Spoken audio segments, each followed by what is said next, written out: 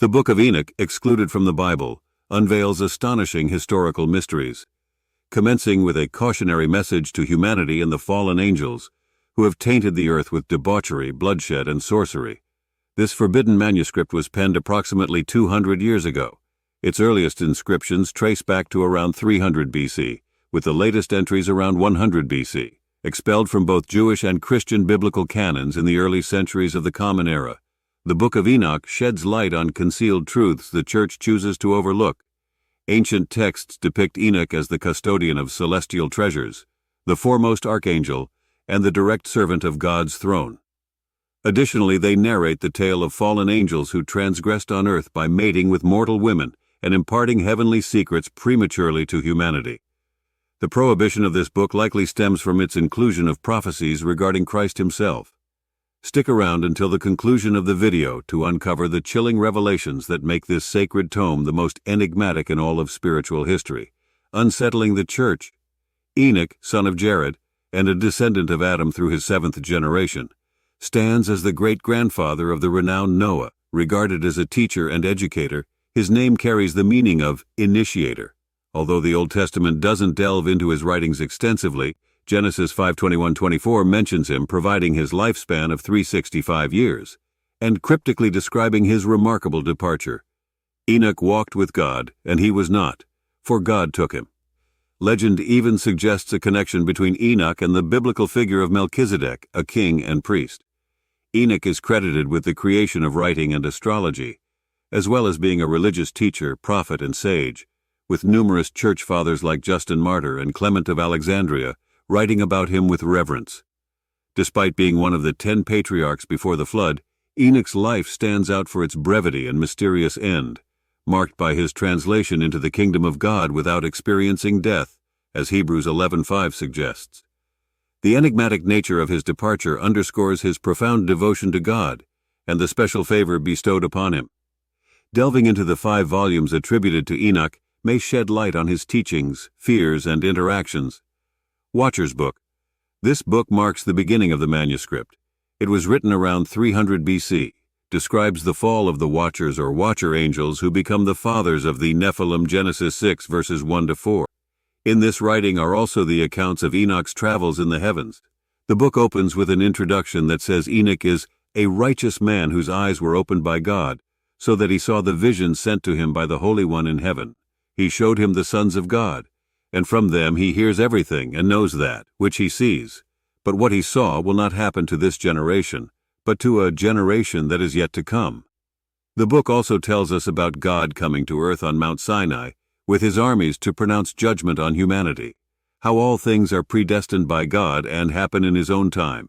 The sinners will perish, and the great and the good will continue to live in light, joy, and peace.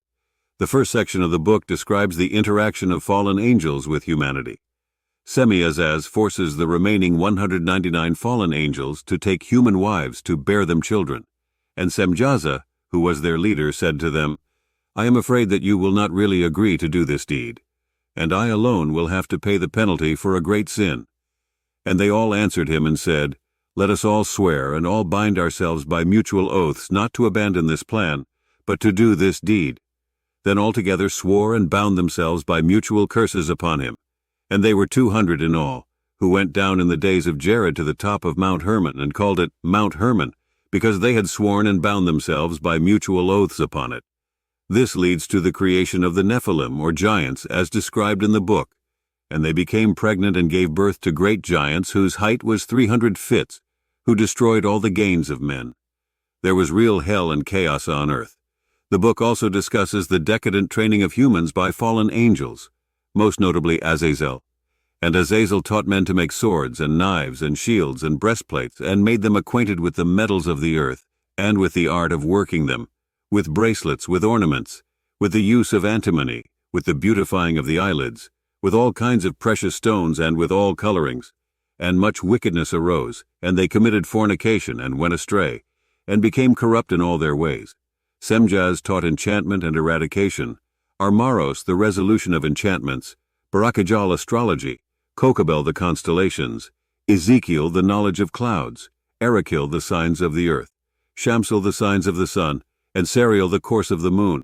Then Michael, Uriel, Raphael, and Gabriel appeal to God to judge the inhabitants of the world and the fallen angels. God sends Uriel to tell Noah about the coming cataclysm and what he must do. Then the Most High said, "Go to Noah and say to him on my behalf, 'Hide yourself,' and reveal to him the end that is coming, that the whole earth will be destroyed, and that a flood will come upon the whole earth and destroy everything that is on it. And now instruct him, that he may be saved, and that his seed may be preserved for all the generations of the world." God commands Raphael to imprison Azazel, gives Gabriel instructions regarding the Nephilim, and commands Michael to bind the fallen angels. Book of Proverbs. Chapters 37 to 71 of the Book of Enoch are called the Book of Proverbs. Here the scholarly debate centers on the thesis that it is based on the Book of the Watchers, as the supplement in which it presents the later development of the idea of the final judgment and eschatology, dealing not only with the fate of the fallen angels, but also with of the wicked kings of the earth. What is interesting about this book is that the expression Son of Man is used for the eschatological hero who is also called Righteous One, Elect One, and Messiah, sitting on the throne of glory at the final judgment. The first known use of Son of Man as a specific title in the Hebrew Scriptures is in the Book of Enoch, and its use may have played a role in the early Christian understanding and use of the title. The Astronomical Book 4, fragmentary editions of the Astronomical Book were found at Qumran. They also include material not found in later versions of the Book of Enoch. This book contains descriptions of the movement of the heavenly bodies, as well as knowledge of the cosmos revealed to Enoch on his journeys to heaven, guided by Uriel. It describes the solar calendar, which was later also described in the Book of Jubilees used by the Dead Sea sect. The year was composed of 364 days, divided into 4 equal seasons of 91 days each. Each season consisted of 3 equal months of 30 days each, plus 1 extra day at the end of the 3rd month. Thus the whole year consisted of exactly 52 weeks. Each year and each season always began on Wednesday, which was the 4th day of creation as told in Genesis, the day on which the lights in the sky, the seasons, the days, and the years were created. The book Dreams. It contains visions of Israel's history all the way back to what most interpret as the Maccabean revolt dated to the Maccabean period around 163 to 142 BC. According to the Ethiopian Orthodox Church, it was written before the biblical flood. The book continues with visions and allegorical accounts of Israel's history, in which animals are used as symbols of human beings and people as symbols of angels.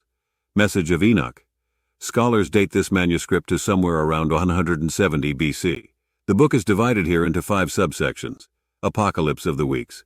This subsection tells the story of the world using a structure of 10 periods called weeks, 7 of which relate to the past and 3 to future events.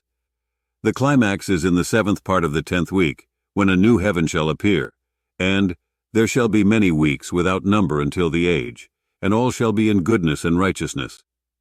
Next exhortation. This short list of exhortations to follow righteousness spoken by Enoch to his son Methuselah is a bridge to the next subsection. Epistle. The first part of the epistle describes the wisdom of God, the final reward of the righteous, and the punishment of the wicked, and the 2 separate paths of righteousness and unrighteousness. Then there are 6 oracles against sinners, the testimony of all creation against them, and the assurance of the fate after death. Next, the birth of Noah. This part appears in the Qumran fragments, separated from the previous text by a blank line. It tells about the flood and about Noah, who was born with the appearance of an angel. Finally, this application is not found in Qumran, and is considered to be the work of the last redactor. It emphasizes the generation of light, in opposition to sinners doomed to darkness. Why is this ancient Bible book neglected and even banned by official religion when it contains so much history about our roots? It has already become clear that one of the reasons for the banning of the book is most likely due to the fact that at the very beginning it begins with a warning to mankind describing the divine judgment that will meet all those unworthy of salvation. The following is the explanation of how the bloodthirsty giants, also called Nephilim, who roamed the earth described in Genesis, appeared. They also serve as an excuse for the flood, but God still warned Noah and saved the people.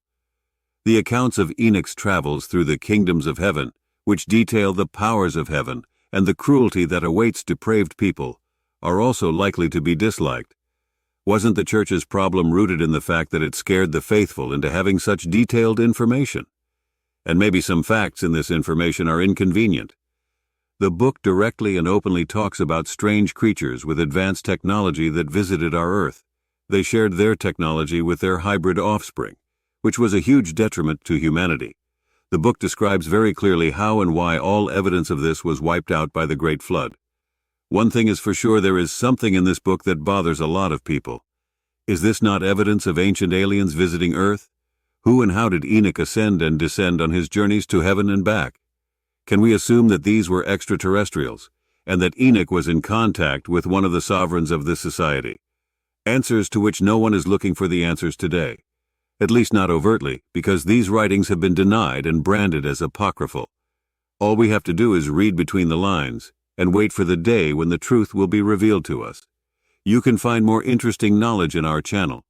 Don't forget to support us by sharing this video and subscribing to the channel.